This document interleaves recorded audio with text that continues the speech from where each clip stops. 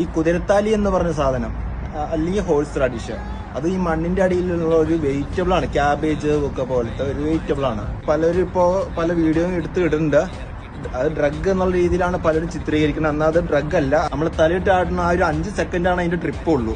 ഇത് മണത്ത് കഴിഞ്ഞ് കഴിഞ്ഞാൽ നമ്മുടെ മൂക്ക് ക്ലിയർ ആവും, നമ്മുടെ ചെവി ക്ലിയർ ആവും. നമുക്ക് എന്തെങ്കിലും തലവേദന ഉണ്ടെങ്കിൽ അത് പോവും.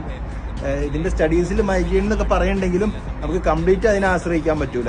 അതുപോലെ ഇതിന്റെ ആ നമ്മൾ മണക്കുമ്പോൾ ഉള്ള ഗ്യാസ്, ആ ഗ്യാസ് ഇപ്പൊ സിഗരറ്റ് വലിക്കുന്നവരെയൊക്കെ വെച്ച് നോക്കുമ്പോൾ അവർ കറ വരെ ഡൈജഷനിലൂടെ പോവും എന്നാണ് പറയണത്. ഇതൊക്കെ ഞാൻ പറഞ്ഞതല്ല, ഇത് ഗൂഗിളിൽ പറയണതാണ്. ഇതിനെപ്പറ്റി ഞാൻ സ്റ്റഡി ചെയ്തിട്ട് ഞാനൊരു ബുക്ക് എടുത്തതാണ്. ഈ ബുക്കിൽ horse radish natures immune booster എന്ന് പറഞ്ഞ ബുക്ക്.